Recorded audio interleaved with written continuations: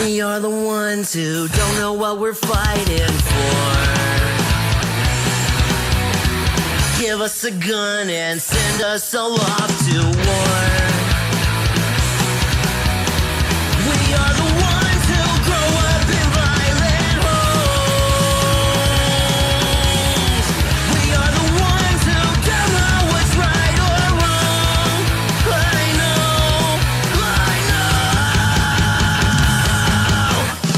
We are the ones. We are the ones. We are the ones who were born into war. We are the ones. We are the ones. We are the ones who just don't give a fuck no more. No more. We are the ones who don't know why we're losing score. Give them a badge so they could send us to the morgue. Yeah, we are the ones who are scared to walk out the door. We are the ones who don't know what we're dying for. I know. We are the ones. We are the ones. We are the ones who were born into war. We are the ones. We are the ones. We are the ones who just don't give a fuck now. We are the ones. We are the ones. We are the ones who were born into war. We are the ones. We are the ones. We are the ones who just don't give a fuck no more. No. Get off his fucking neck. Let me shoot you.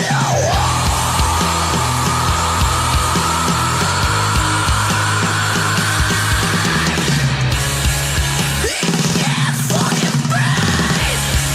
Let me shoot you.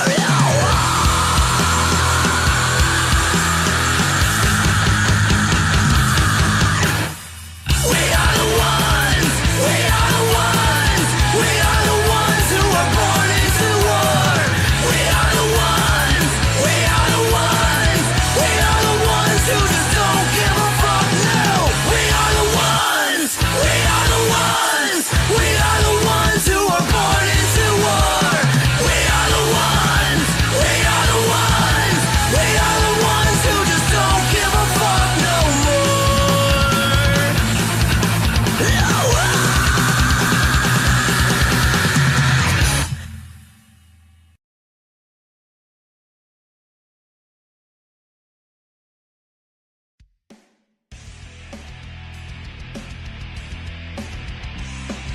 Welcome, ladies and gentlemen, to the latest episode of I'm No Joe, your home for all things combat sports and the place where every armchair quarterback can feel like Eddie Bravo. The views and opinions presented on the I'm No Joe channel belong solely to the person expressing them, no one else. If we say it, that means we meant it. That being said, this show does contain adult themes, adult content, and general shit that you shouldn't be letting your kids intake. Be advised, viewer discretion is recommended. Proceed at your own risk. You've been warned.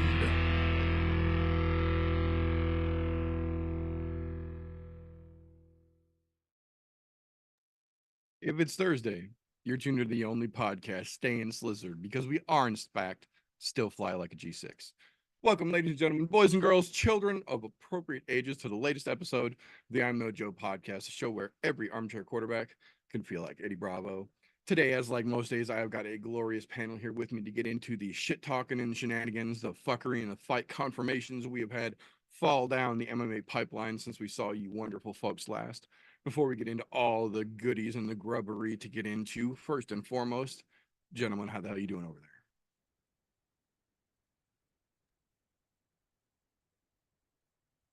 Doing pretty fucking good. It's been a pretty good week. Flipped my plans to flower. We got some good fights after fucking pay-per-view. I mean, can't ask for much more than that. Almost fucking Friday. Hell yeah. I'm here. Little hiccup in the week, but other than that, we're doing all right. And to be honest, for a post pay-per-view card, this is probably one of the best hangover cards we've had in a long fucking time. I absolutely agree. This is probably the least hangovery card we have seen a hangover card from the UFC in at least a year that I can think of. But before we get into all of that, first and foremost, like we like to do around here to kick things off, get into a little bit of news and recent events. I know last week I said I was going to try and start doing the combat sports menu up early, but I'm going to save that for later in the show, and you'll understand a little more why when we get to that menu itself. There is a ton of fighting to talk about this weekend, but news first. So, tying just a little bit back to last weekend because it happened after we were already off the show, obviously. During Saturday night's UFC broadcast, we did find out that the first member of the 2024 Hall of Fame inductee for the Legends wing will be Vanderlei, the axe murderer Silva himself. Dana has said that there have been a lot of people in this organization that I didn't get along with, but that doesn't mean that they don't deserve a place in the Hall of Fame, and Vanderlei is one of those, and that might be one of the truest things Dana's ever let slip out of his fucking mouth. So Vanderlei might not have been everybody's favorite, he might not have been the cleanest fighter, but to deny his fucking impact on the sport of mixed martial arts is just a grievous fucking mistake. So to see him getting put into the UFC Hall of Fame is a nice little fucking tip of the cap to the axe murderer. So nice to see him do one solid there. Next piece we've got here actually ties a little bit into this weekend. We just found out this afternoon, unfortunately, Jesus Pinedo is officially out. Undisclosed reasons as to why, but that means that his fight versus Patricio Pitbull on the PFL versus Bellator Champions card this weekend is officially off. No word if they're going to try to reschedule that or try and find new opponents for the opposite pair to see if they can just move on in their fights. No word yet, just that Pinedo has pulled out and that fight is officially off Saturday's PFL pay-per-view. That being said, we did find out that coming up in just a couple weeks on March 8th, the Anthony Joshua versus Francis Ngannou boxing match has officially been priced. The pay-per-view will be $70, $69.99 for the Joshua versus Ngannou pay-per-view, with the winner of that fight expected to fight Tyson Fury either later this fall or early next spring for a unification belt match.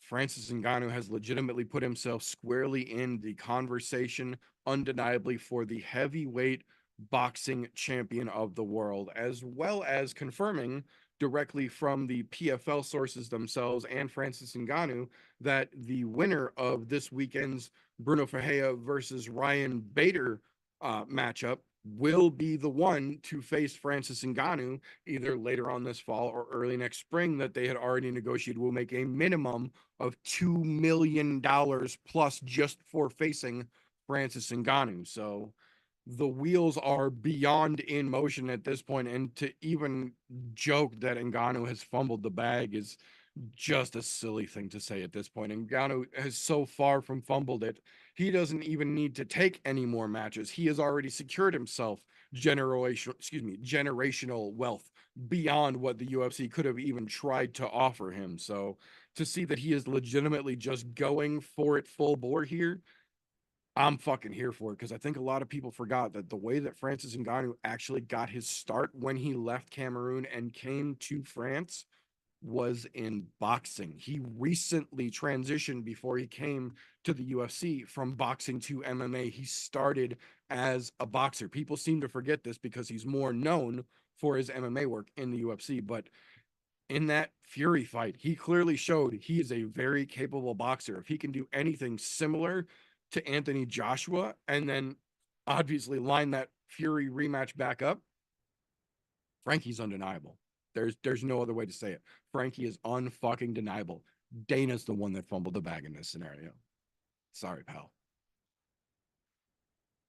That being said, speaking of people who did fumble the bag, though, after all of the hubbub and all the bullshit and all the screaming and whining that I deserve the Cyborg fight, I should get the Cyborg fight, they didn't give it to her, but they were going to let her headline Bellator 302 in Belfast coming up March 22nd. And Leah McCourt announced this week that during training, she has broken a rib and torn a tendon in her pec. Definitely pulling out of the fight, probably spending the better part of the year recuperating.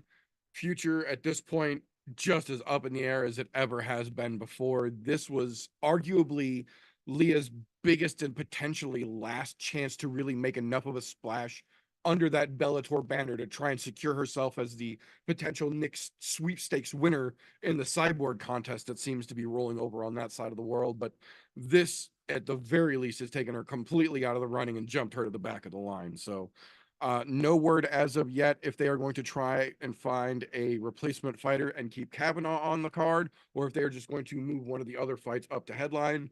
As of right now, Bellator 302 in Belfast is completely shaking the fuck up. I'm anticipating probably in the next week or two, we will get an announcement finding out how that's actually going to land. But as of right now, your guess is as good as mine. That being said, the following day, March 23rd, Misfits Boxing 13, the great Anderson the Spider Silva son, Gabriel Silva, steps into the ring against one Anthony Taylor for a light heavyweight belt under the Misfit organization. Anthony Taylor, for all of his antics outside of the ring, is still a very, very capable boxer, and he's still far from his prime. Far from leaving his prime, I should say. He's still very close to his prime, would be a better analogy, I guess. I like Gabriel Silva, but he is very young, and he is still very green in his fighting career. This is either going to be the springboard that shoots him into stardom or the bite that was too goddamn big and knocks him back and makes him learn a little bit. But either way, this is undeniably the biggest fight of his career so far. So I'm very interested to see how that match plays out.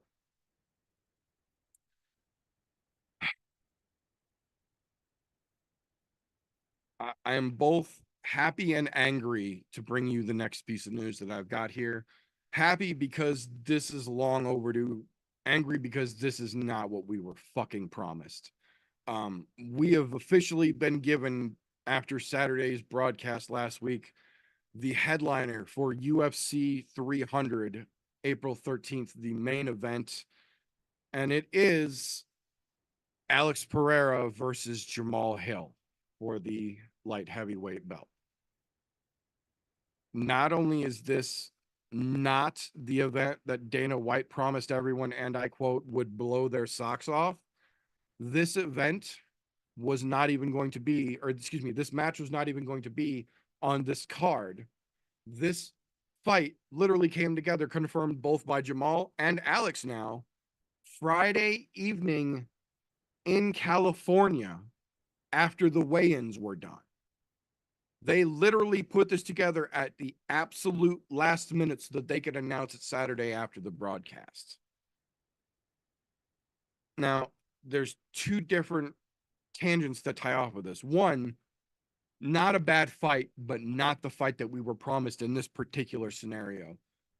Two, we got confirmation today that after the announcement that it's Pereira versus Hill for the UFC 300 main event, none other than the ultimate sensei senpai himself, Steven Seagal, is officially training Alex Pereira in striking for his UFC 300 title defense. I'm not joking. That's real.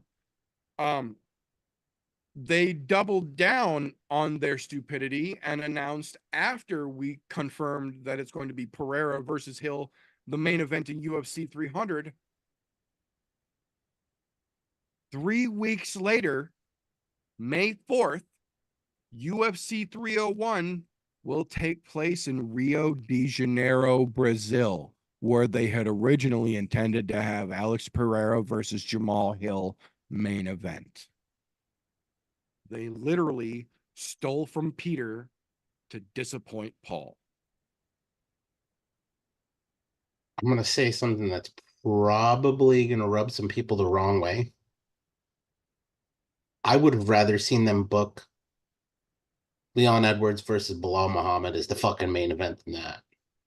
At I'm this just point, saying. yeah. It was a keep Hill letdown for either way. 301. Yeah. To be honest, there's what's the craziest fucking thing of all of this? There's not a great heavyweight attraction. Like you expect on a card that big, there to be a big attraction out of every fucking weight class. No, didn't get it. You mean to tell me that nobody was willing to fight Tom Aspinall? God knows Jones doesn't want to fight him because he's obviously fucking. John's scared. He's scared. And oh, but there's injuries and sidelines. No, fuck that. Stipe doesn't want to fight him. Stipe wants the title so goddamn bad. Go take that interim from Stipe. That's what I'm saying. You're really trying to tell me that Jamal is healed from an Achilles tear enough where he's going to jump a month of recovery time, a literal month of recovery time from an Achilles tear? That his health is what's enabling him to do that, not the benefit that the UFC is offering that they couldn't offer the same scenario to get Jones's ass off the fucking couch or get Stipe's old ass out of the fucking firehouse to come fight Aspinall. No. Your little money reaction speaks it true. That's how I feel about it. It's like they called Jamal up Friday. Hey man, you think you could fight a month earlier than what we were planning? I don't know, man. I'm still healing up from my fucking Achilles. Oh, how about we throw you some more fucking stacks? Okay, I'm doing it. Yeah, look out your front door. There should be a couple of Nelk Boy bags landing via drone as we speak. Yeah. Oh, on second thought, my ankle's feeling great. I'm just saying, for something that should have been they fucked up the Jim Miller thing, which isn't even main card, but it's fucking noteworthy considering he's fucking fought at 100 and 200 and now 300. They fucked up what could have been a great matchup. Don't get me wrong. I like Bobby, but that is not the fight that it could have been. You could have been the reintroduction of Paul Felder into the division. I'm just saying they fucking screwed that up. The Max Holloway Gaethje fight, waste of fucking time in my opinion. Yeah, because Max should be getting the title shot. Yeah, Max should have just waited a little bit of fucking time to see how that fight went out because he's the one now, right? Yeah.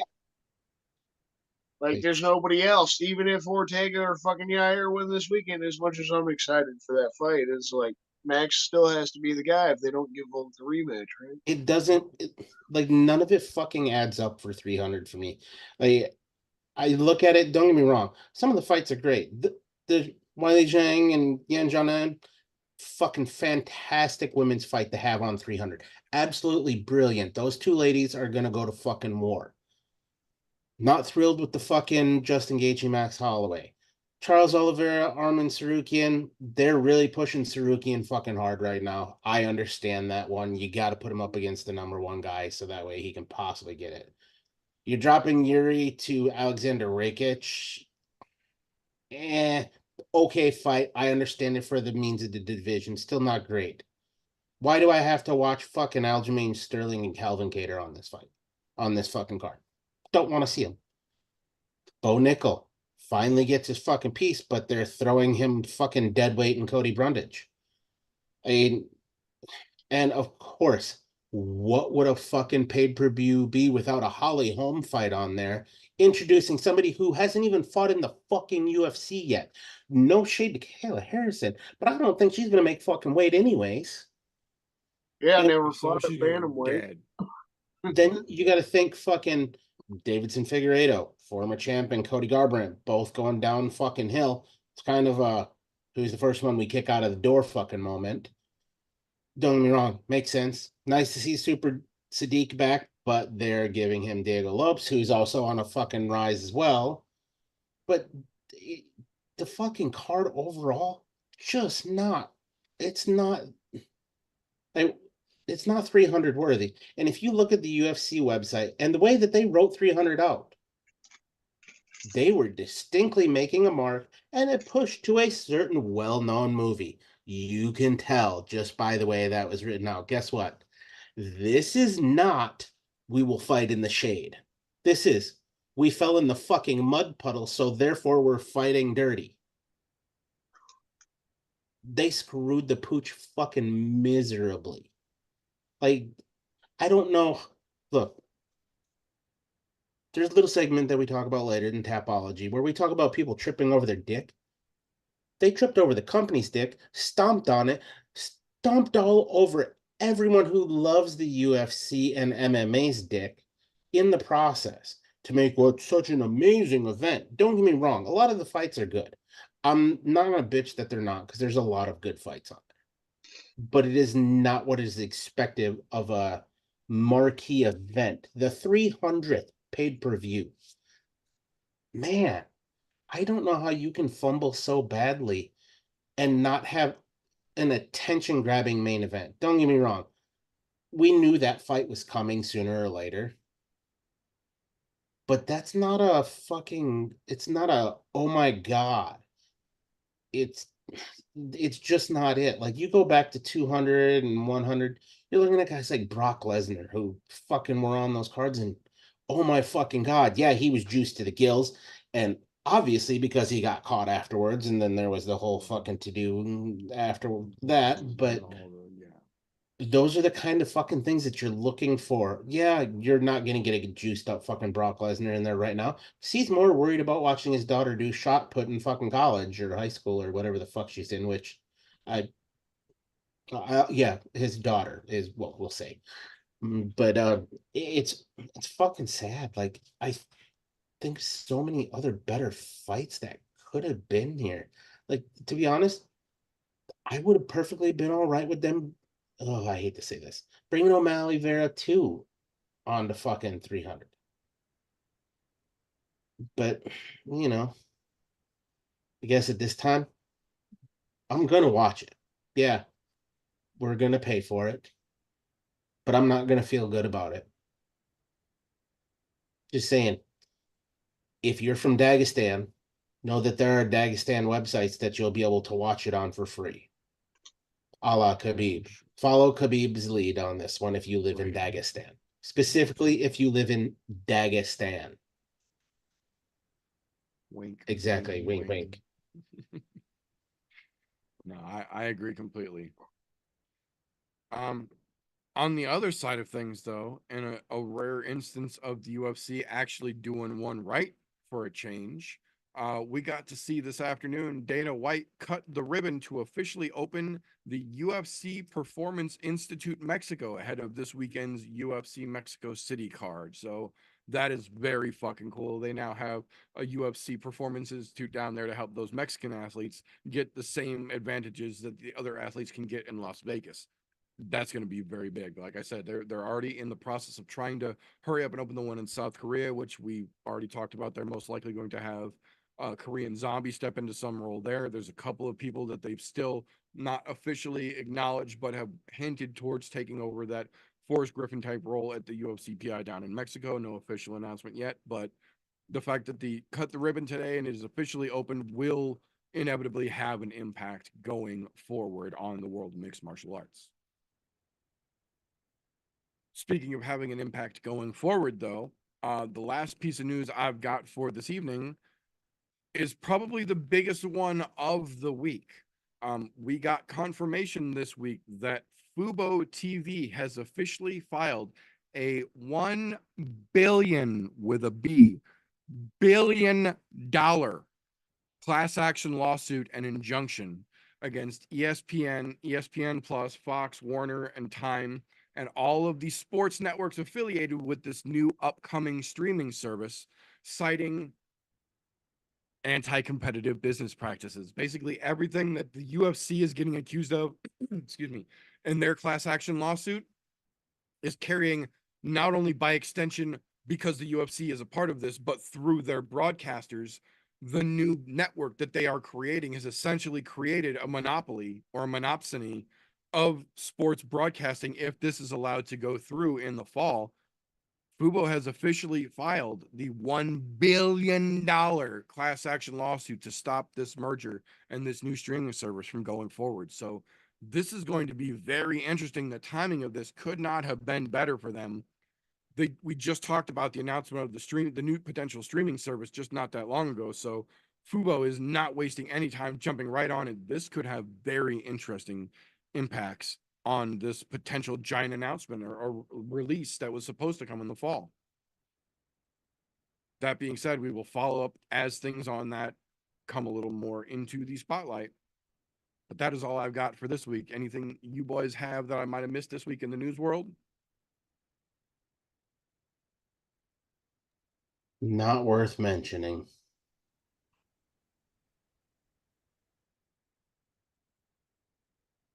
Alrighty. Well, in that case, this would be the point in most podcasts where you get your B-roll ad for some bullshit that's not actually affiliated with the company, for some product that no one on the show actually uses, and we don't fucking play that game here on the I'm No Joe podcast. If you like what we get up to around here and you would help out what we can do, there's links down in the bottom. But if that's your option, we would ask you to hold on to that right now. In the meanwhile, we've got a little more important cause. Longtime supporter and friend of the show, Ed Cap, has finished his untimely battle with cancer, and his family need just a tiny bit of help to finish up with his final expenses. It is almost near goal. Just need a little bit more push. If you'd like to help us, please take that money, give it to Ed's family, help them instead. Share an episode of the podcast will do more help for us than that dollar would have done for us. Help Ed's family instead. Come back next month if you still look what we're up to. Give us the buck. We'll throw your name on the thank you list. That being said, if you've been watching combat sports as long as some of us have been, inevitably you start to learn what you like, when it comes on, where to watch it, and you develop a metaphorical set of blinders, as it were. You start to lose the forest for the trees. And luckily for us here on the show, we have ourselves a bona fide young person able to get out there and just ever so delicately finger the pulse of the MMA world and keep us abreast of all the names that are going to be names before they actually are names, in a little segment that we like to call Slows, Cans, and Contenders. Appreciate you, brother. We'll start out with the cans. Pretty easy. I mean, there's quite a few cans, which is going to make all these prospects and, Mexican hometown fighters look really good this weekend. One fight I'm not looking forward to. Well, I actually have two of them on here. But the first one, Daniel Lacerda versus Edgar Shares. I mean, Edgar Shares is young. Maybe there's some potential there. I definitely think he's going to get the win. But Lacerda fucking being 0-4 in the UFC, he definitely is that first round kind of guy, right? He always gets the finish in the first round or he gets finished in the first round. But every fight in the UFC, he gets finished in the first round. I just don't think the fight's going to be that exciting. We already saw a little bit of the first one that went to a no contest. Not interested in this one. Kind of throwing the fight in a can. Another one got Ricky Tercios versus Raul Rosas Jr. I got to throw both the fighters in the can. I like Tercios. He did win the Ultimate Fighter. I like his personality and shit like that, but he has not looked good since he actually got into the UFC from the Ultimate Fighter. He also didn't fight at all last year. He took all of 2023 off. We'll see how he looks. I mean, you hope to God he goes out there and schools this kid, but fight to me is not going to be interesting. Not looking forward to it. And really don't think either of these guys have much to fucking offer or have a lot of potential going forward. I also got Eric Silva. Dude looked good on his Contender Series fight, but lost to TJ Brown in his debut. 36 years old. Don't think this guy's worth a damn. He's fighting Muhammad John Naimov. One of those tough-ass young Russians. I think he's pretty much fucked. Throwing him in the can. Victor Altamiriano and Sam Hughes. Sam Page, she's tough as fuck, but in all honesty, after getting knocked out this weekend, probably got to throw her in the can. I'm really high on Yasmin Jaregi. Maybe she stays tough, doesn't get finished, but I think Sam's taking the L this weekend. I got one of Meter's coined Schrodinger's contenders this weekend. Claudio Poyas. That kid's got great jiu-jitsu. He's a great grappler. But that last fight against Dan Hooker was like, what the fuck? I was high on the kid. I was excited. You know, he'd been fucking dudes up with those knee bars and shit. He'd been doing some cool shit, getting finishes, working his way up to something decent. Gets a ranked fight, gets Dan Hooker, and Dan just fucks that kid up. And he turns into Ryan Hall and just, let me hide on the ground. Come on, come down here. Let's try to roll around. This is my fun house. No, I don't want any more of that ass whooping. And that's really why the fight got finished, right? Because the kid just wouldn't fucking get back up. It wasn't that he got knocked out. Dan was just kind of, fucking standing up, playing around with him, cracking him with the leg kicks, just toying with the kid. And ref just called the fight off because the kid didn't want to fucking fight. It was a horrible look. So I'm putting him in the Schrodinger's contender coined by the brother meter there because the kid showed amazing potential, had a good winning streak up to that point. Maybe he didn't fight last year either, similar to Ricky Tercios, who I mentioned. He took a year off. Maybe the kid took a year off, get some ass whooping in the gym, learn how to fight a little bit. Because, I mean, that's what this is. It's Ultimate Fighting Championship. We do have mixed martial arts in play, but you're still getting locked in a fucking cage with a grown-ass man and you're half fucking naked. You got to be willing to throw down. You got to be a little crazy in the head, and you got to have some cojones. If you're a lady, you got to have some good lady cojones. You can't be going in there not wanting to fight. Oh, I'll take a punch. Let's see. Let's see if the kid can bounce back. But he's like, you're on the fence. That's why I'm keeping. Contenders I got this week. Couple of fights. Zellhuber versus Prado. Like, both these kids are young. Both of them have potential. Zellhuber hasn't gotten a finish in the UFC so far. He's going to have to really work for some shit to even get a win because Prado's going to go out there, throw down. He's finished every fucking win in his career. I think that fight's got big potential to be exciting. Another one, Chris Duncan versus Manuel Torres. Really excited for Manuel Torres. He's like, to me, the biggest contender. I like this kid. He's fucking exciting as hell. He's got a nice winning streak going. A lot of fucking finishing potential and that knockout power. That's what you want to see. Chris Duncan's only gotten the decisions so far since getting in the UFC, but we know he's got the knockout power too. Vincent loves him. He's Scottish himself. He loves those fucking Scots. He loves Paul Craig, loves this Chris Duncan kid. He's going to have to go out there and throw the fuck down. I think that fight's got a chance to be fucking exciting. I mentioned her earlier, Yasmin Jaregui, one of my fucking huge contenders. And she's the only lady contender. We got the one ladies fight on this card. Ortega. It may be weird to some people, but I think Ortega's, in my opinion, likely to win this weekend. He's the contender if he gets the win. Yair, he wins.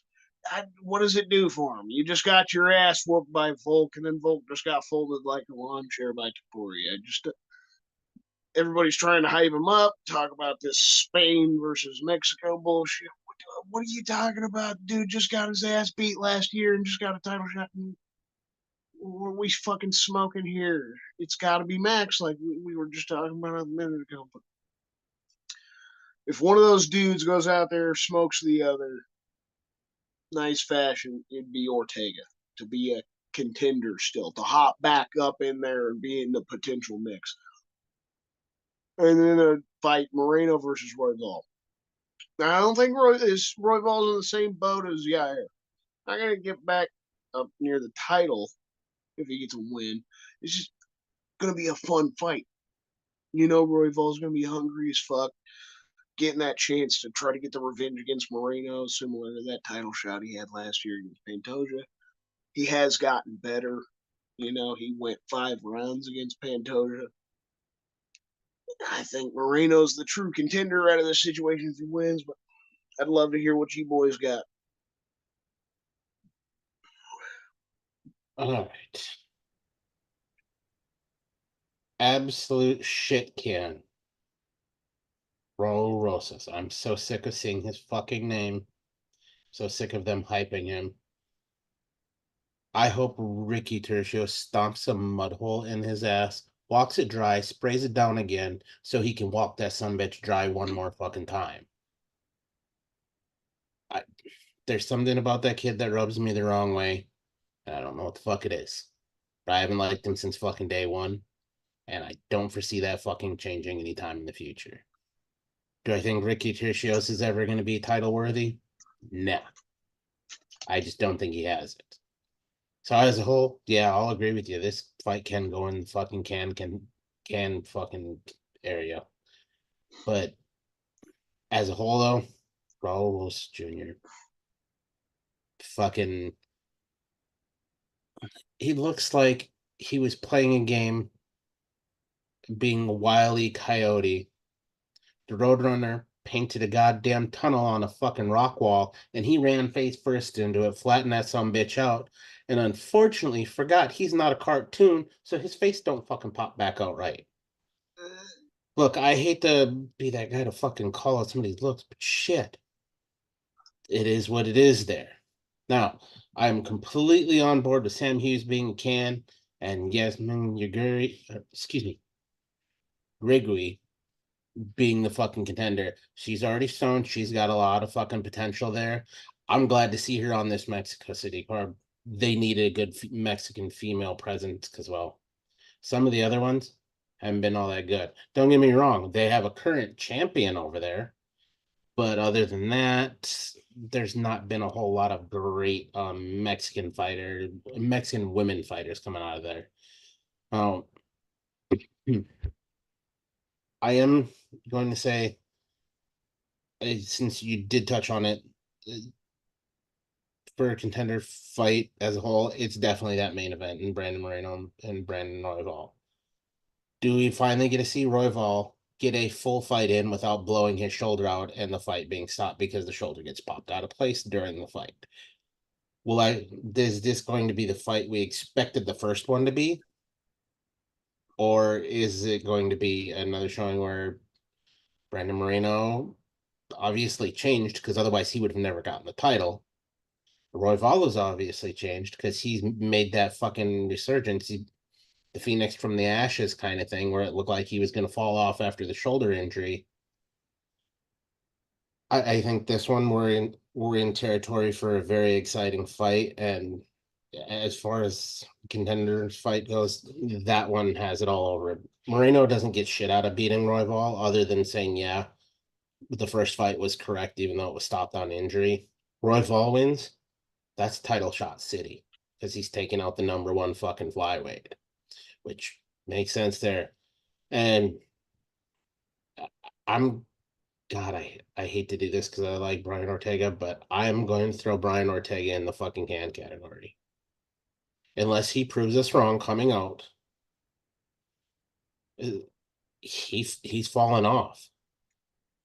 And when was his last fucking fight? Like 2 years, almost 2 years ago now?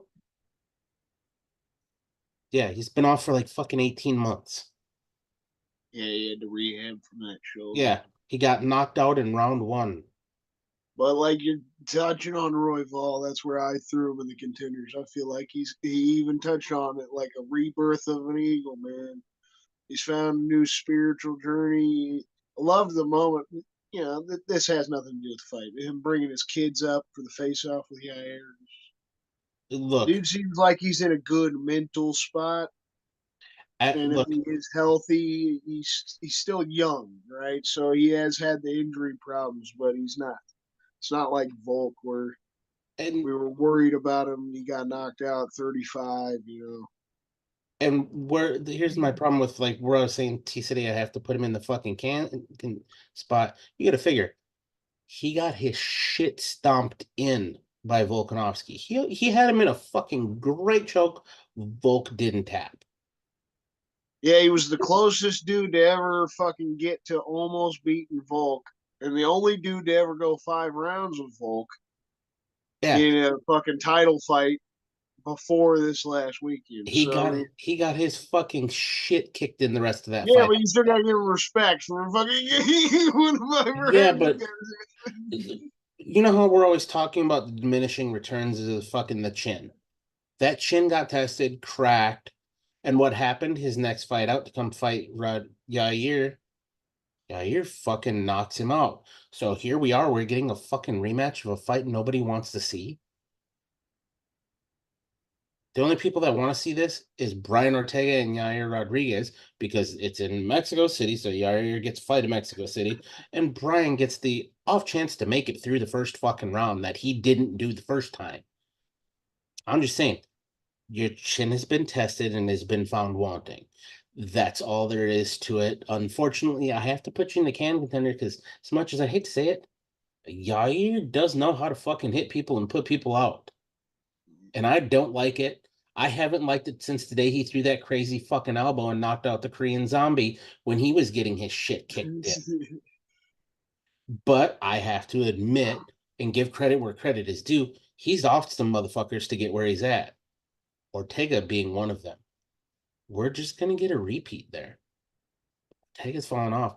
Unless there is some rising out of the ashes, becoming the Phoenix, which I fucking doubt. And I love Brian Ortega. Not just for what he's done in the sport, but even where his story came from, where he started.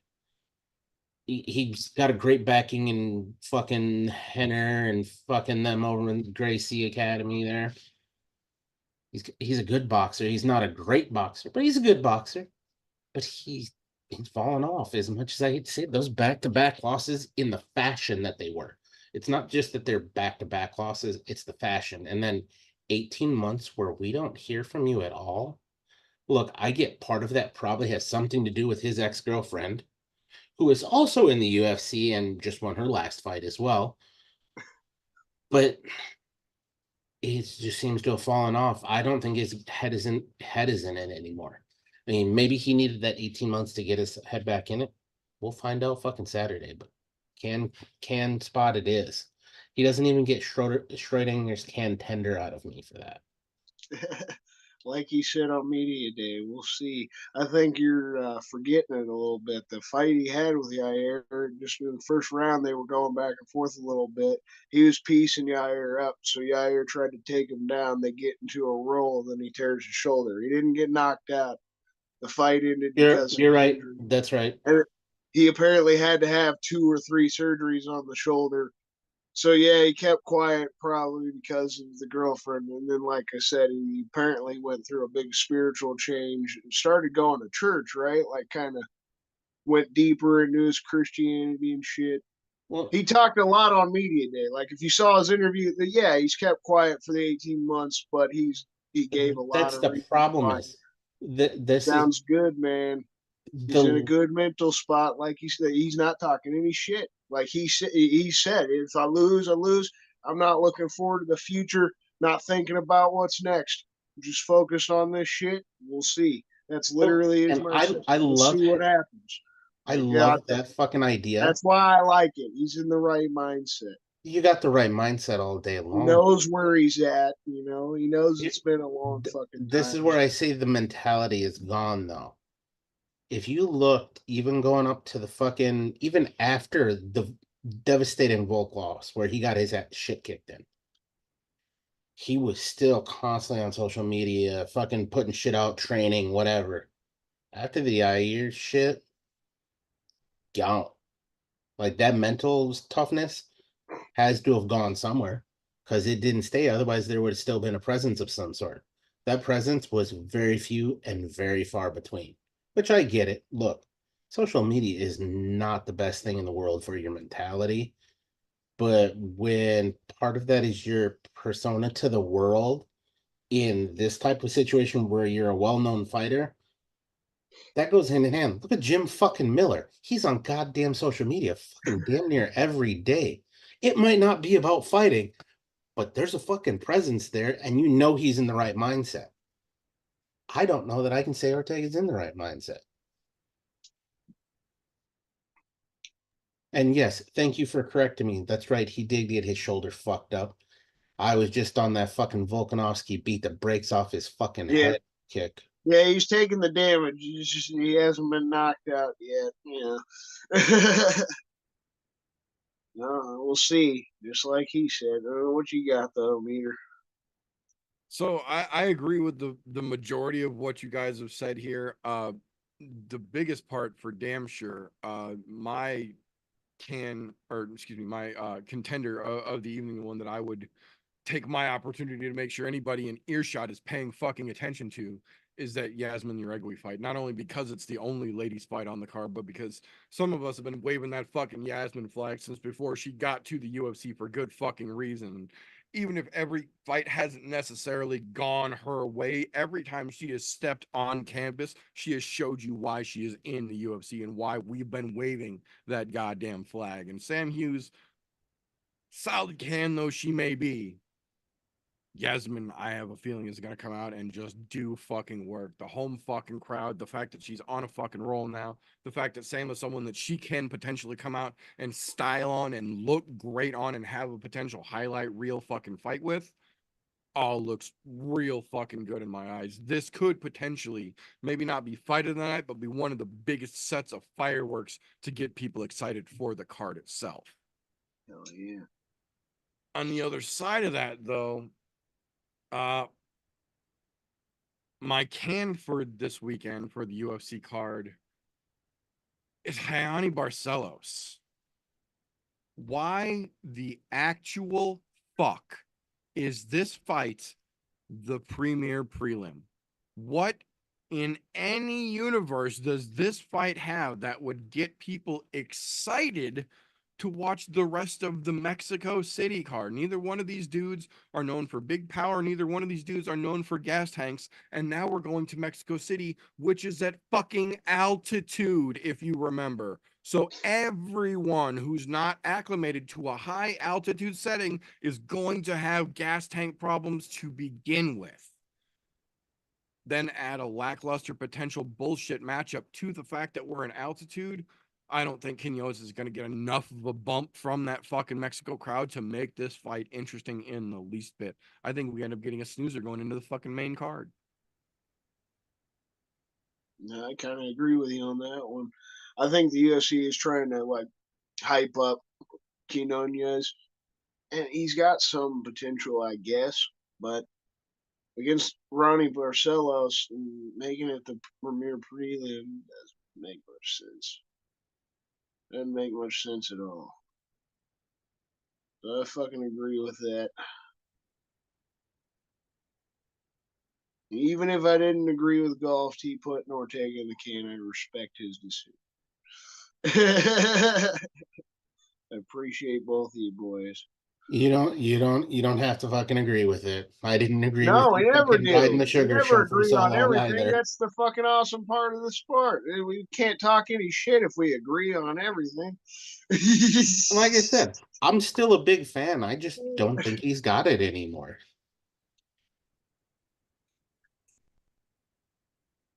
We'll see. That's the one fight I'm the most excited about, really. I mean, I'm excited for the main event too, but the fact that we didn't really get to fucking see that shit back in July 22, and fucking 3 minutes into it, his shoulder rips up. Just sucks. We had a lot of those in 2022. A lot of main events ended in injury. That's it for me, though, boy. Thank you very much, sir. Much appreciated. So that brings us to the point. The only segment of the podcast that does actually require its own individual disclaimer. So Tapology.com does not in any way, shape, or form support, sponsor, or endorse the I'm No Joe podcast. Yet. That being said, Tapology.com does offer you the option to go onto their website, create a free account, and make fantasy-style MMA picks like we do here. They also offer you the option to create groups on their website. So we did that. We made one called I'm No Bookie. It's all one word, or Group 965, however you need to search it. The group is open to the public. You are welcome and encouraged to make yourself an account, join the group, and put your picks head-to-head against ours in a little segment we like to call Tapology with TJ. All right, so kudos to everyone in our group this week. Above the 50% mark, not at or above, but above the 50% mark. We had a wild fucking card last week. It was a solid fucking pay-per-view. Fights overall kind of went how most of us thought, or there were a couple hiccups in there. I pulled out the W this week, so I will pat myself on the back. I would have had 11 of 12 correct had Volkanovski not got knocked out, and there was one other fucking fight on there that didn't go the way I thought, which is fine. It is what it is. I don't think anybody else got that either. Donna was trying to catch me, just couldn't fucking pull it off, which is nice that she doesn't get to take the fucking reins again here, because well, there is a point where we gotta bury her. We gotta fucking bury her in the rankings to where she can't be the top dog anymore. And there was a fight on this in our group. A fight for the bottom spot, and it was a fucking close one. She was fucking 3 ways. They could have went either fucking way. Yeah. Christian, Don, and Meter fighting for that trip over your dick spot. But only one fighter can come out victorious in those type of 3-way weird brawls. And that's the guy who just whips it out, slaps the both of them away, and then stomps on it. That was Meter this week. He said, fuck you guys. I'm going to take the honors. And he took them with pride and dignity. And man, River Tour was fucking close. And so was Christian. Christian, you're only 10 points above fucking Don there. Just saying, man, there's something going on in the fucking standings there. A little weird.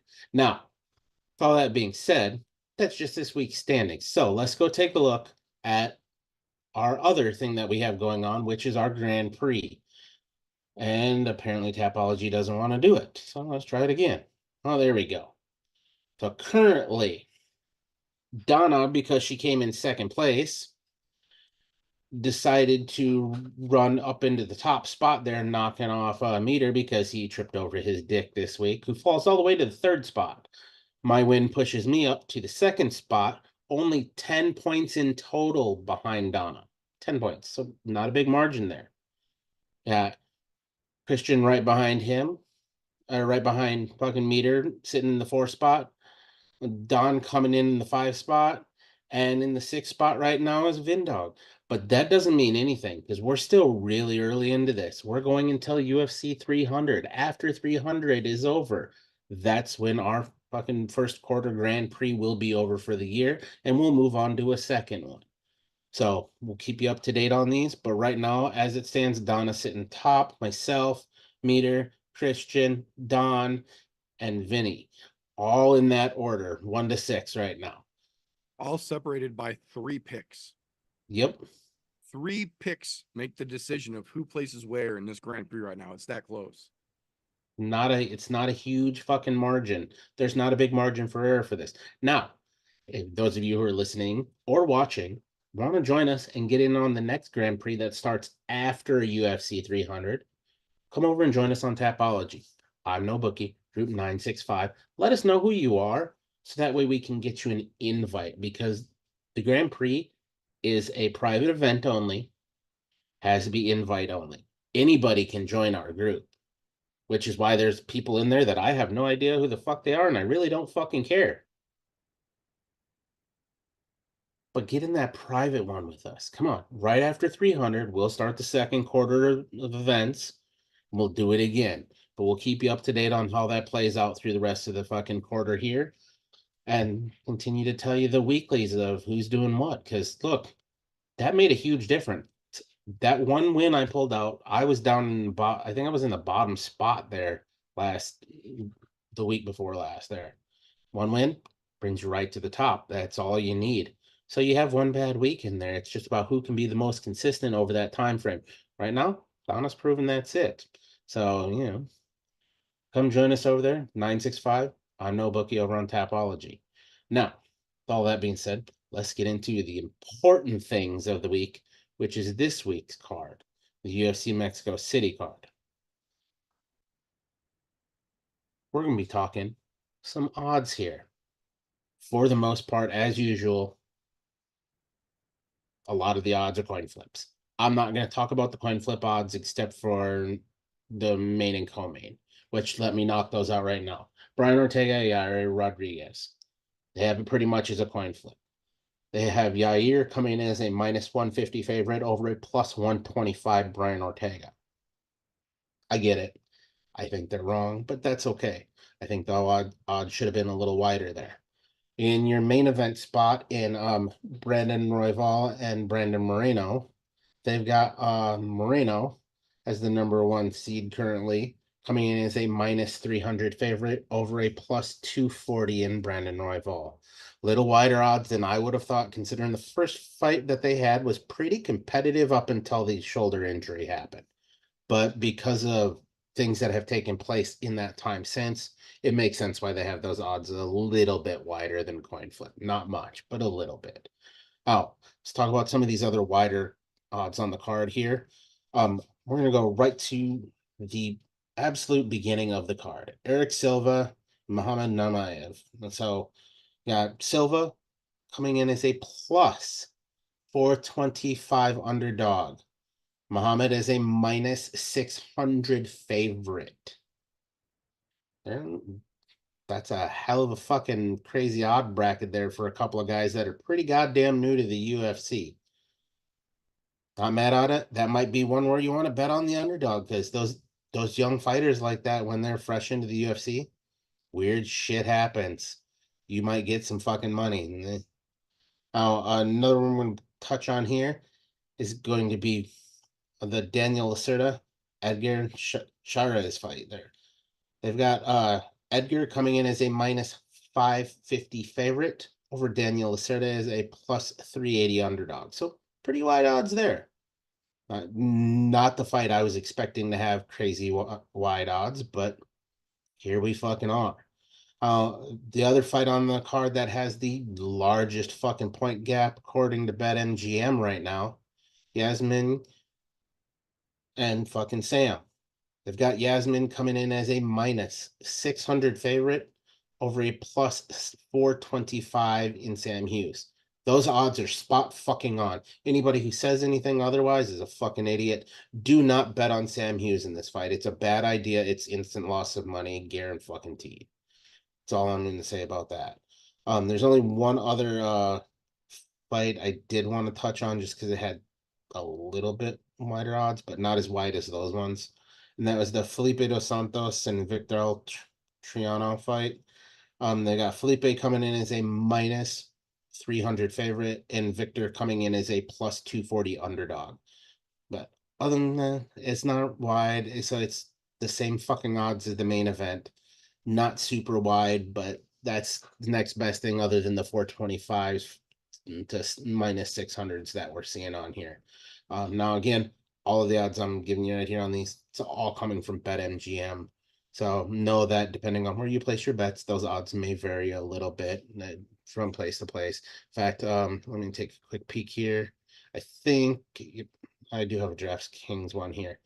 Just for example, DraftKings, Sam Hughes and Yasmin Yuri, fucking Yasmin, they have her as a minus 575 favorite over a plus 425 in Sam Hughes. So you actually get better odds there, or excuse me, on BetMGM than you would fucking DraftKings if you're betting the fucking there. But other than that, there's also the exact same thing with the Eric Silva Muhammad Namaev fight.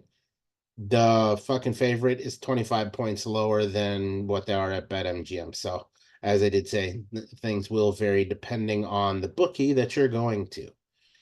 So shop around to make your bets, because you might find some better odds and make money better elsewhere. But good luck. Come join our fucking group. 965 I'm no bookie over on Tapology. We'll fill you in next week on what happens and give you the odds for the next week's card. Thank you very much, sir. Much appreciated. So, like I mentioned earlier, normally I'm going to try and give everybody the combat sports fight menu, as it were.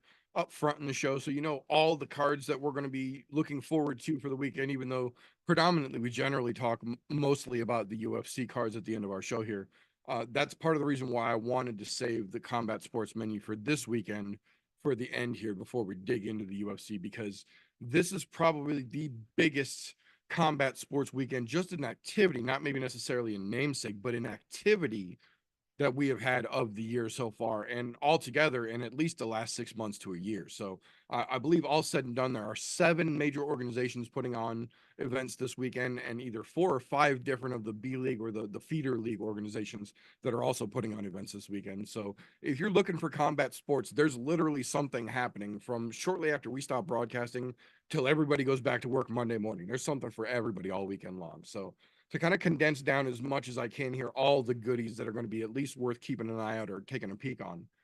Starting tomorrow evening, 8 p.m. Central Standard Time, Cage Warriors 166. Wilson Hayes is headlining this card. If you're even a casual fan and you watch the UFC, you know Wilson Hayes. He's had several runs.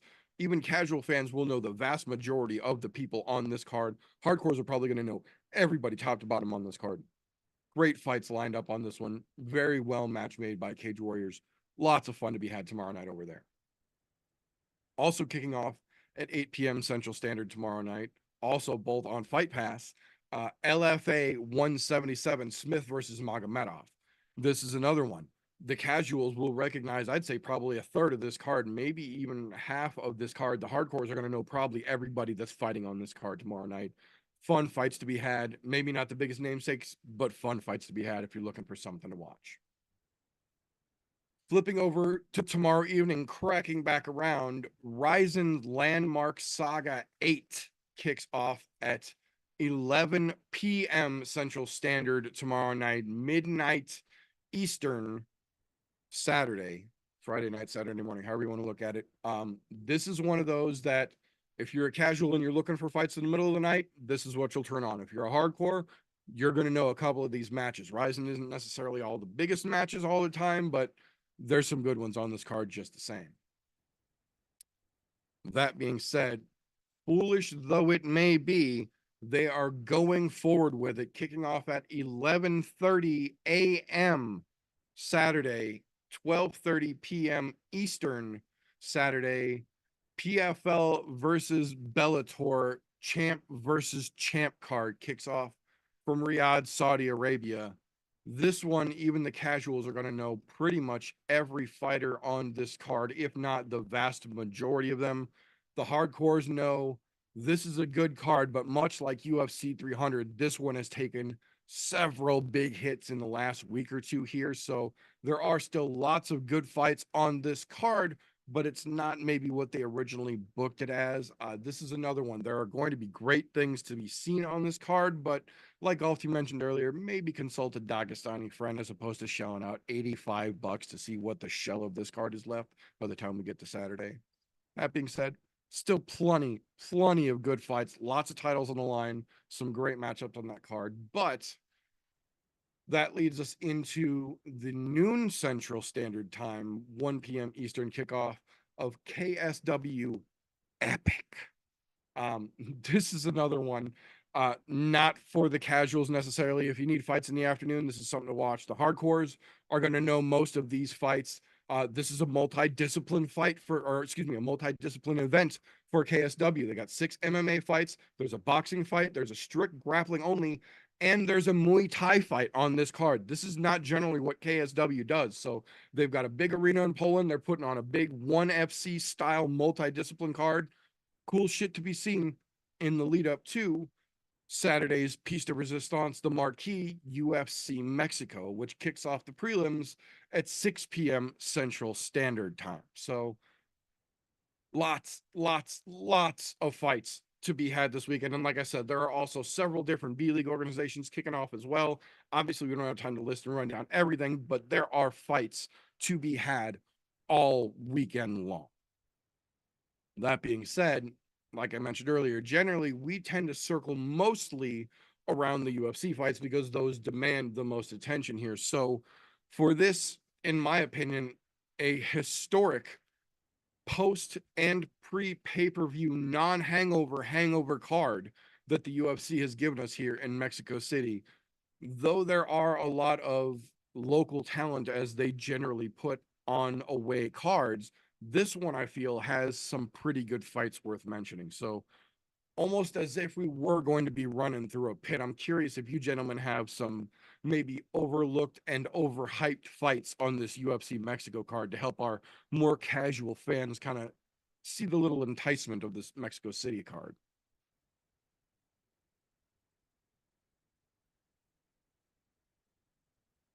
All right, well, Christian doesn't want to take it. I guess I will fucking run up in here.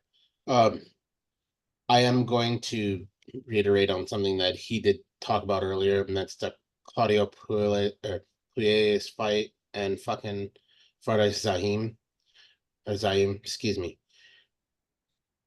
That's gonna be a fucking banger of a fight. It's not getting enough attention. That old Frenchman, he's been putting in some fucking work. He's only had one setback in the fights that he one or two. One of them being a loss to fucking T-Rex Terrence McKinney, and the other was fucking I think his entry fight into the UFC, if I remember correctly. Other than that, he's been on a fucking tear. He's got fucking 5 victories in the UFC, 1 defeat. I mean, he's looking solid. So at this point, you better, as long as he can avoid a Gamby roll and fucking attempted a fucking goddamn knee bar, that's gonna be a hell of a good fight. I mean, granted, we haven't seen him fucking finish anybody in the UFC, but it'll make it at least interesting. And I don't think that I think people are gonna sleep on this just because they know all Claudio is gonna do is look for knee bars and submissions. And anybody who is smart enough, which I'm sure, Forrest fucking went and did all of the research and watched fucking Hooker beat the brakes off of his legs, we're gonna see a lot of fucking leg kicks. And I'm not mad at it because those are the kind of things you need to do to people who don't learn to do stand up. Don't get me wrong, there are a few niche people that can actually manage a single sided attack. I don't think Claudio is one of them. I mean, even looking at people like Chase Hooper. Chase Hooper, great on the ground, but his fucking stand up is fucking terrible. It's gotten better since he's gotten in, but Claudio hasn't had to fight guys that stand up. So it's the one that does fucking not want to grapple and all that is a Dan Hooker, which is why Dan Hooker beat the fucking shit out of him. I think we could be seeing a repeat of that had somebody done their homework. Not to the extent that Dan's going to do it, but and I'm not talking Dan up because Dan has been an absolute piece of shit. Somebody who we thought was going to be great and just shit the fucking bed all over. But as a whole, this fucking fight is it's going to be a sleeper of a fight, in my opinion. I think we're going to get something interesting out of it, one way, shape, or form.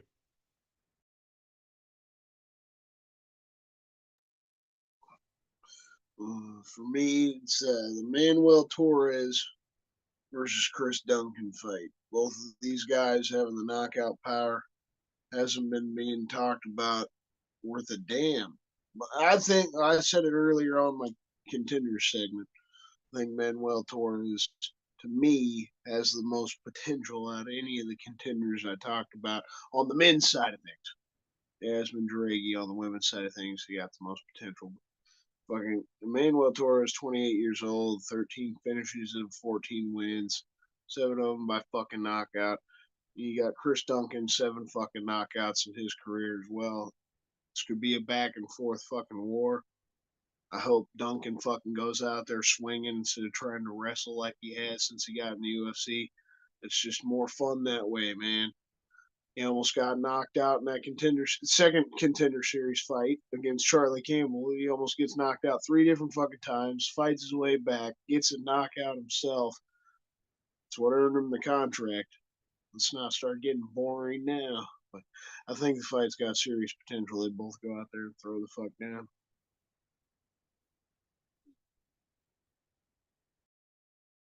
Very interesting. Very interesting. I think I agree with both points here.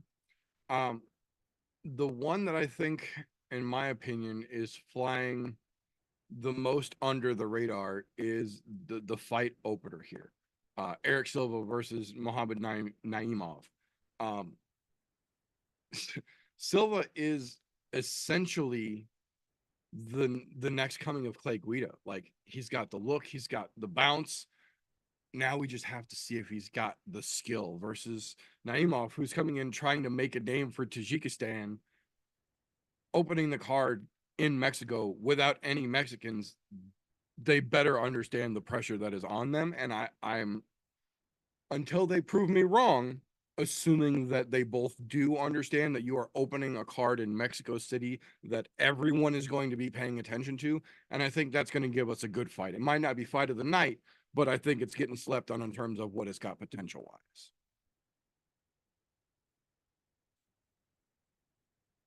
So now, like we do on a pit time normally, with all these interesting fights, I know there is at least one fight on here that you gentlemen know has gotten more hype than it deserves, that we can give people a moment of respite, a chance to maybe refill your drink or have yourself a merry little fasty or whatever your choice of occupation of free time might be.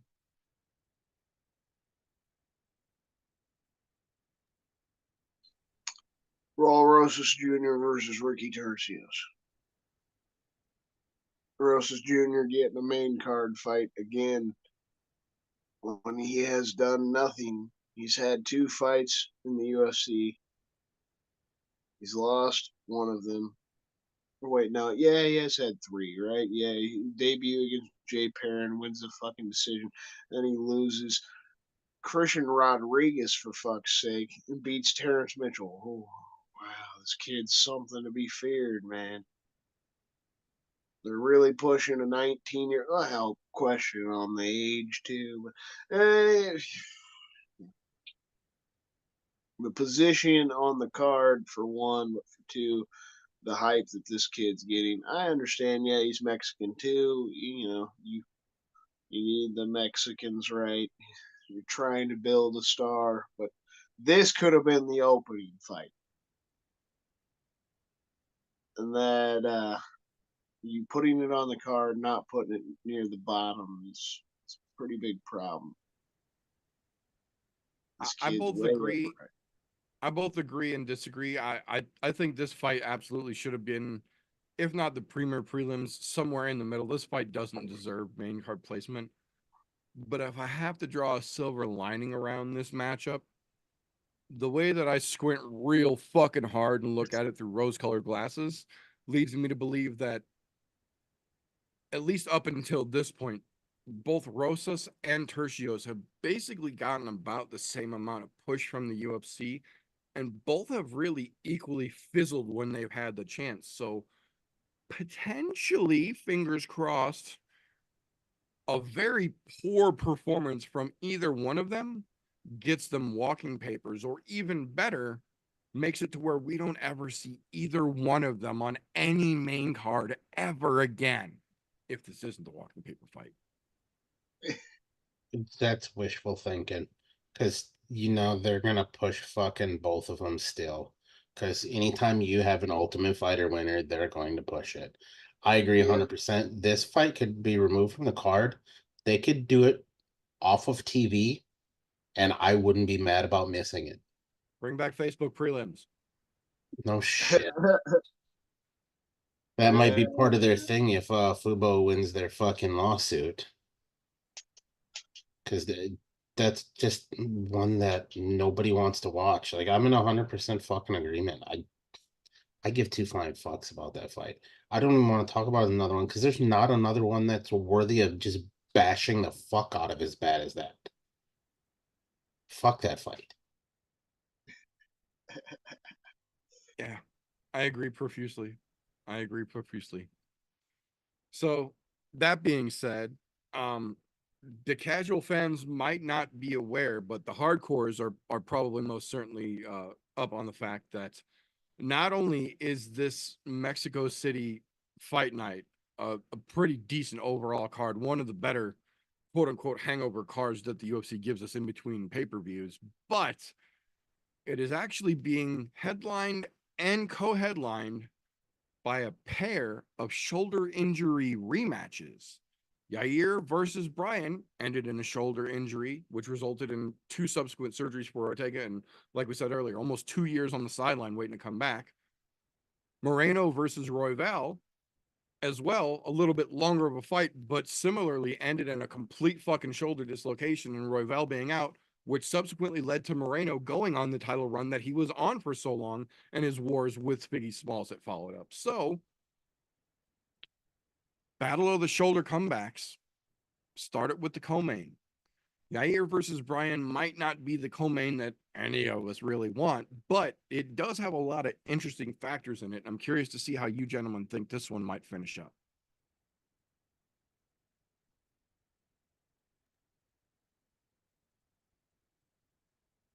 Look,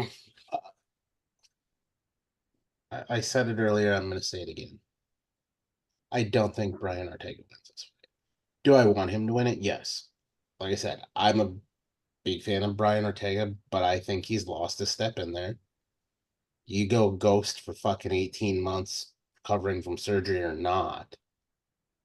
Even Jamal Hill, who's about to headline fucking 300 for some ungodly reason, didn't go ghost on social media or events for that matter. He's been at plenty of events recovering from his fucking injury, showing his face in public, doing all the right things that you're supposed to do in that kind of situation. Ortega, ghosted. I don't care how much he went to church, how much God touched him, how much God came into him, whatever the fucking case may be. He better fart that shit out and find something else going on, because you can spend all that time in church. If you're spending all that time in church, you ain't fucking training. As much as I hate Yair Rodriguez, he's been fucking active. Getting his ass beat, but still active. I foresee Yair taking this fight, and I think he's going to finish Brian Ortega, not because of a fucking shoulder injury, but I think he's going to get knocked out. And to be honest, I hope it doesn't happen that way. But that's what I think is going to happen. I feel like TJ is like Tracy Cortez. You're like a scorned ex-girlfriend, man. You're all hurting in your feelings that Brian Ortega hasn't kept you in the know of his life for 18 months, man. He ghosted you, huh? Dude. You gave him that date Look, and he didn't call you back. I will take that fucking heat, because you know what? He wasn't showing up in any of the fucking Gracie Jiu-Jitsu videos, and he was a constant in those. So that really tells you fucking something there. Is there a divide there too? That could interfere with his fucking training as well, because if you're gonna have jiu-jitsu backers, those are the fucking guys. My Yeah, I'll opinion. take that heat. Yeah, go Yeah, ahead and yeah. ghost I us. just wanted to give you a little shit for that. That was good stuff. But you know, in all honesty, my honest opinion on it, I just think Ortega's still more well-rounded, whether he fucking had an injury or had the layoff. We've seen other fighters have a nice layoff. They've come back. We've seen the instances of the ring rust affect people, and we've seen the situations where it doesn't. The biggest thing is his ground game, and he doesn't even have to get it to the ground. We've seen so many goddamn situations where a dude makes one little slip or mistake, he just locks in the guillotine, or he can just flying fucking triangle, man. Ortega's something else with his jujitsu, so he has that in the bag, right? When we saw them fight July 22, he was piecing Yair up on the feet and made Yair start going for the fucking takedown, which caused the roll that caused the injury. So I'm saying he is, like you even mentioned earlier, a decent boxer. Yair, it's that situation. It's just like what we saw last weekend. He's got that fucking ability. Yeah, all of them do. Everybody's got a puncher's chance. Yair's got more than a puncher's chance. He's a good striker. You're gonna have the Mexican crowd behind them, but they're both fucking Mexicans. Like one of them's born and lived in Mexico his whole life, but Ortega's still fucking Mexican, even if he's lived in America. I think it's a good ass fight because they're also both friendly with each other, right? But they're gonna be fired up with the crowd. They both have good skill, but I just feel like Ortega is more well rounded. Fucking Yair's not submitting Ortega. That's how I see that. Like he's got to get that win standing up. Yeah, he might catch Ortega, but it's not what we've seen out of Volk in the last couple fights. Like getting knocked out. He got knocked out by Islam. And a few months later, you take this fight with Toria, you get knocked out again. He got his ass whooped by Volk. So did Yair. Yair got fucking whooped even worse, a hell of a lot quicker. Not pulling out any fucking bitch ass MMA math, just honest facts. Yeah, I completely agree with the fact that Ortega's, been off for a while, and Yair's dangerous. Maybe he fucking gets caught, gets finished, but to completely count him out, it was like Vincent. He was talking about the same shit earlier. He thinks that Yair's a lock. It's like, you really giving Ortega no chance at all? That's not. We'll see. Just like he said on Wednesday, man. I love that mentality. He's not talking any shit. He's not looking forward to anything else. Focus on this. We'll see. That's his mentality. He knows what's up. That's his own mentality. He's like, let's see what I can still do, right? Let's see if I can still fucking hang. If you think of this in like a legal setting, his attorney's done all the talking for him because he knows he's fucking guilty. That's how we know where Brian Ortega is at.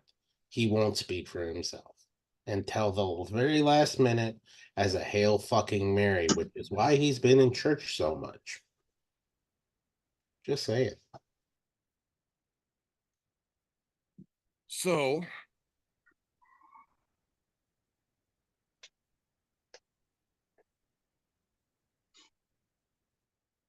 full over the top here.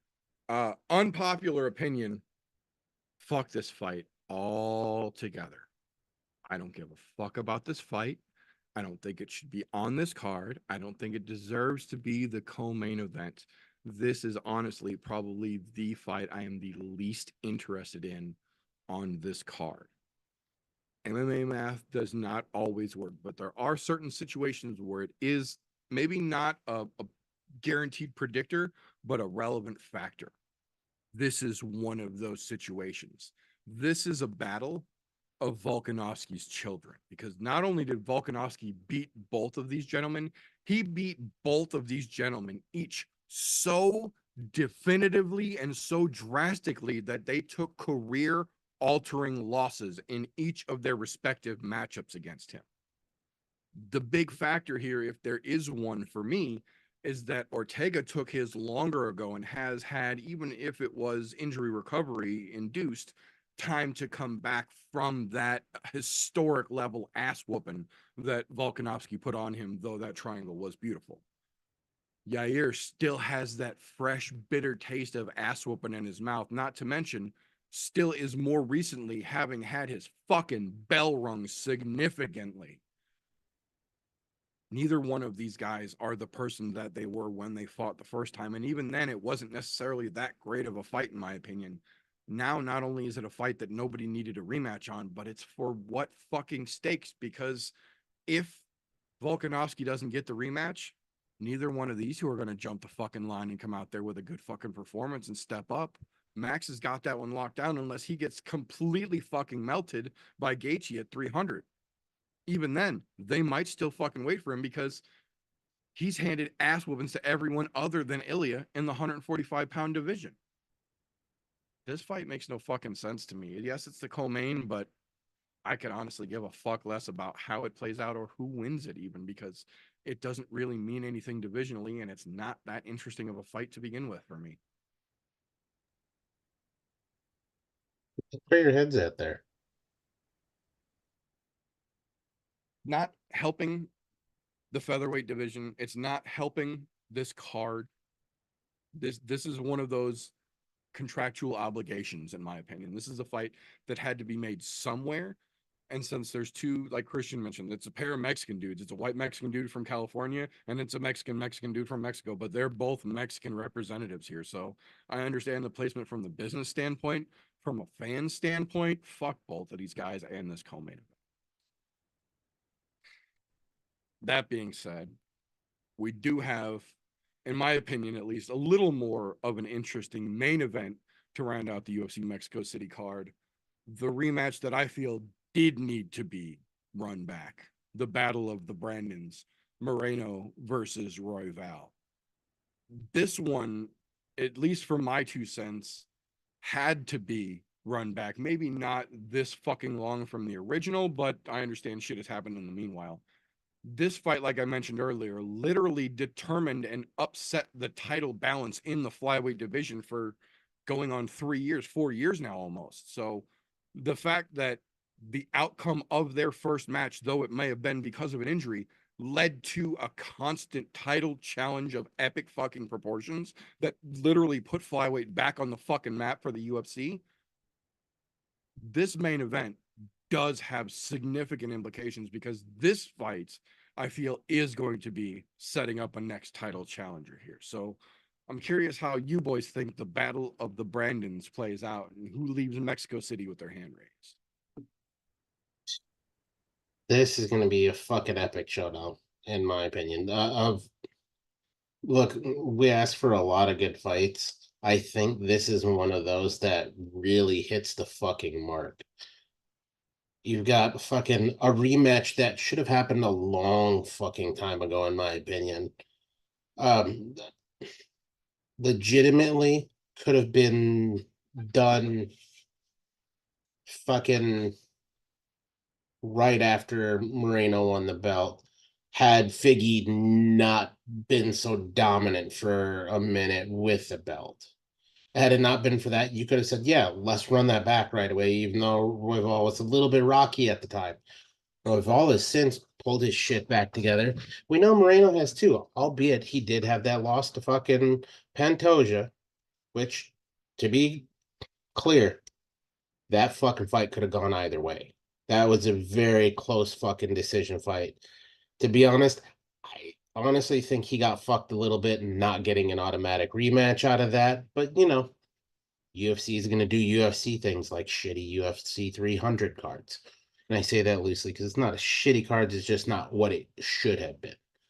But you look across over there at Brandon Royval, and since that fucking loss there, he had one other loss on his record, and that was to the current champion, Pantoja. Other than that, he's been on an absolute fucking tear. Guess what? If Royval wins, unfortunately, I don't think he's going to get a shot at the title. Because he's lost to Pantoja, not once, but fucking twice. Because that could have been him already fighting for the title against fucking Moreno had he not lost to Pantoja. Albeit he lost via unanimous decision, not a split decision. I'm not going to MMA math this and say, yeah, there was a split decision partially going to Moreno. No, this tells me both these motherfuckers deserve to be where they're at.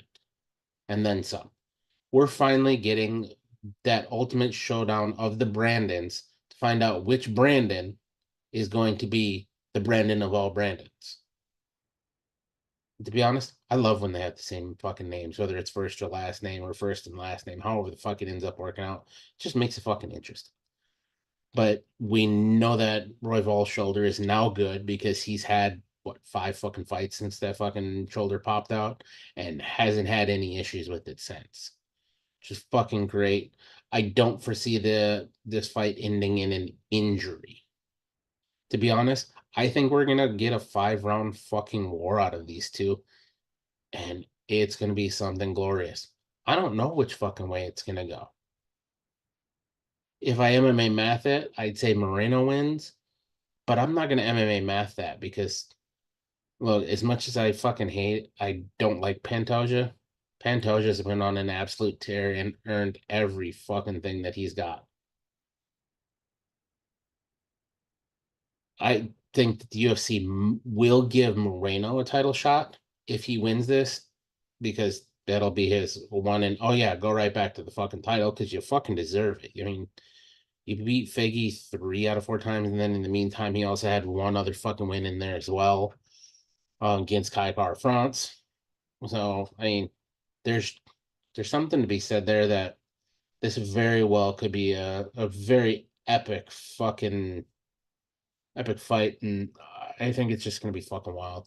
It's a coin toss, in my opinion. To be honest, I think the odds makers weren't quite right at making the odds as wide as they are. Saying Moreno is a minus 250 over Brandon Royval. But if I'm going to have to make a pick here, I'm going to have to say Moreno gets it done. But it's going to be a very razor thin decision, which could go either way. Because both of these guys, they're both fucking looking excellent in the primes of their career. So it's legitimately a coin flip in my book. I'm on the same side of the fence as you in picking Moreno, but I don't think it's a coin flip at all. I think Moreno's still the better fucking fighter. Royval has gotten better himself. He showed that last year when he fought Pantoja for the title. His defense has gotten a lot better, but he still clearly lost that fight where when Pantoja and Moreno fought and Moreno lost the belt to him, it was a really close fight. Those judges are always kind of questionable. That's how I looked at that one. I do respect Pantoja. Like I said, it was a close fight. It was a good fight. I would love to see it again. Feel like Moreno does get that shit if he wins this fight. But Royval, like you said, 2 losses to Pantoja now. Probably not get. He's still gonna have to work for it to get it again, especially if Pantoja keeps holding the belt for a minute.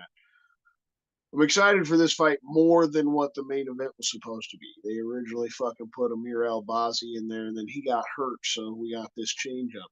It's a better story. It's a better fucking fight. I was not looking forward to Amir Al-Bazzi trying to fucking grapple Moreno and hold him up against the fence for 25 fucking minutes. That dude has decent cardio, but he has not shown us much of shit. So I'm much more excited. Like Golf T said, we've got a potential for a war here. Royval's gotten a lot better. His fucking defense is a lot better, so he could definitely, and he is a finisher too. So there's that chance. Like anybody's got the chance, but I think if we see a finish, it's gonna be Moreno. I feel like he's still overall the better fighter. He's got more to win, if he wins. I don't think it's as much of a coin flip, but we both agree Moreno's going to take it. Interesting perspectives from both of you. I'm somewhere right in the middle. I don't think we're going to see a finish. I think we're going to see 25 minutes of hard fought fucking scrapping between these two gentlemen, and I think they're both going to end up fucking wearing it when we get the judge's decision read. I like Brandon Moreno. I like Brandon Royval. Brandon Moreno has most definitely cemented his fucking legacy, whether he retires tomorrow or goes back and takes the fucking title again. Brandon Moreno has earned himself a spot in the UFC Hall of Fame, in my opinion, for what he's already done. That being said, Moreno has a lot more road miles on him than Royval does. Yes, that shoulder injury might have played a part in it, but while Royval was recovering and getting his body back into good shape, Moreno was on the other side of that coin having a trilogy of absolute fucking epic proportions against arguably one of the greatest fucking flyweights the UFC has ever fucking seen. And even though he came out with W's, that still takes a fucking serious toll on any fighter. And the fact that he's had multiple of those fights with Figgy Small, the fee comes due eventually. This fight initially was great, and I don't think it's going to be an easy finish for either man, but I think at this point, Royval is younger. He's still got the hunger. He's still closer to his prime without as many road miles on him. I think Moreno is going to make this a hell of a fucking fight. I really do. I don't think it's going anywhere but the judges. But I think at the end of the night, Moreno has just absorbed so much more damage in the same span of time since they last fought compared to Royval that it's going to make a difference when we get closer to the finish line of this fight. And I think Royval is just going to be fresh enough and still have enough wit about him to be able to still be in an advantageous position when the fight comes to an end. And I think he's going to get the W, but I think you guys are both right. I think the fact that he's got this history with Pantoja, fuck that guy, though it may be, even a good win against Moreno here isn't going to be enough to secure himself that title shot, even though it should be. Fuck him. But I think in this situation, I do think we see Royval coming out with the W here. Fuck Pantoja.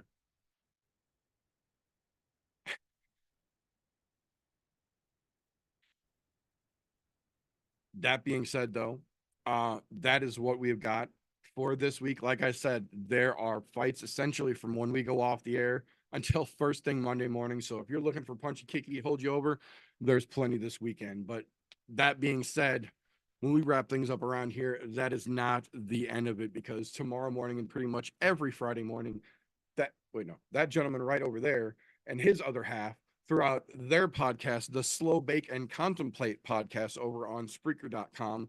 Links to that down below, as well as their social media and their very own channel over on the I'm No Joe Discord server. Pop over, say hello to them, boys. It's a good time. Appreciate you, brother. As always, fun never fucking stops once you get around back to next week. Every fucking Wednesday night, you gotta tune into the brothers' fucking YouTube channel, Golf T Vapes. Foggy Fairway. If you're into your vapes, you want to learn some new recipes and mixes, or you just want to chill and have some fun, fucking make sure you tune in and show the brother some love. All of his links for everything should be down in the description below, no different than all of ours. Make sure you check it out. Thanks, sir. Now, for those of you who are not aware, Mater, our host with the most over here, does more than one thing. In fact, he does many. So if you get on in the description below, there is a couple of links. There's Linktree / the Meter Does Many Things and Linktree / I'm No Joe. Click on either one of those link trees and it will take you to all of the many things that the Meter does do. Prepare for a good time. Totally worth it. Thank you very much, sir. Much appreciated.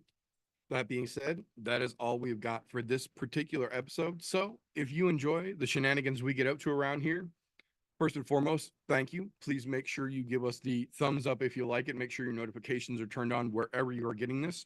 We do the show live pretty much every Thursday night that there are fights to talk about over on youtube.com/I'mNoJoe. You can catch us live, hang out in the chat, and shenanigan there take place. The week after that, in all audio form, anchor.fm/I'mNoJoe. We put the podcast out. Your podcast consumption platform of choice, you can get it. Apple, Spotify, Google Podcasts, you name it. Everywhere, we're out there. You want to help out what we do around here? Patreon.com/I'mNoJoe. For as little as $1 a month, you get your name as a thank you on the end of every broadcast we put out here. On the other side of that, if you don't like what we get up to around here, first and foremost, what the fuck are you still doing this deep into a show you didn't enjoy? Give us a thumbs down and then go fuck yourself. We won't even dispute it. That being said, as always, we do not do review shows anymore. So if you want to find out all of the action that happens over the weekend without having to tune in to next week's show, click over on the I'm No Joe Shorts tab here on YouTube, youtube.com/I'mNoJoe/shorts. As soon as there is a finish in any of the big fights this weekend, there will be a short up there showing you a clip little of it, telling you how it all happens. So keep your eyes peeled. That being said, that's all we've got for this particular episode. So until next time, boys and girls, remember, don't let ignorance stop you. You can root for anything.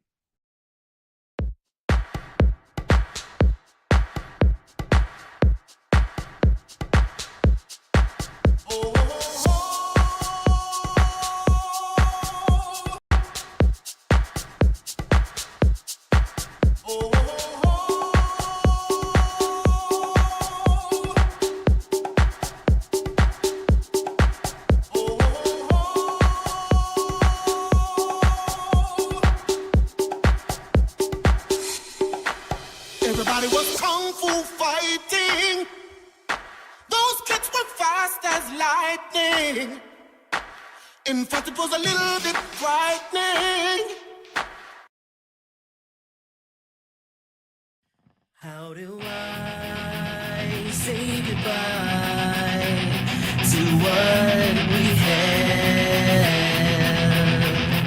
The good times.